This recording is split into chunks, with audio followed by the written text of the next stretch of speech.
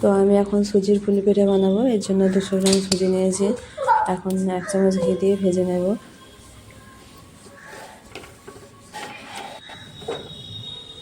তো এখন দিচ্ছি অল্প একটু নুন। তো এখন 1 বাটি পানি দিয়ে দিচ্ছি, পানি দিয়ে রান্না হতে দেবো। ডো করে নিচ্ছি, ডো হয়ে গেছে, এখন মেখে নেব ডোটা। ছোট ছোট করে লেচির মতো কেটে রেখেছি। তো এগুলো এখন হাতের সাহায্যে পুলি পিঠে শেপ দিয়ে দিচ্ছি। একটা একটা করে এইভাবে করে নিচ্ছি। সবগুলো হয়ে গেছে, এখন রান্না করে নেব। এখন 1 চামচ ঘি দিচ্ছি আর কাজু কিশমিশ দিচ্ছি অল্প একটু।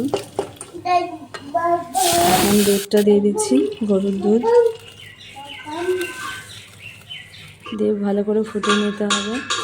এখন দিচ্ছি লং এলাচ, এবার দিচ্ছি গুড়, চিনিও দেওয়া যায়, তো আমি গুড় দিচ্ছি। গুড় দিয়ে গুলে নিচ্ছি।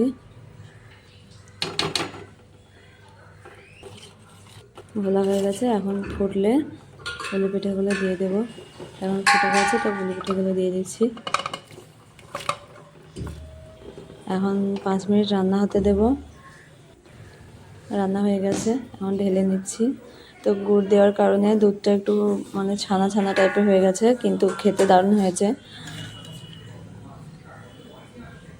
তো ভালো লাগলে কমেন্টে অবশ্যই জানাবেন, আর একটা কমেন্ট করে শেয়ার করে পাশে থাকবেন।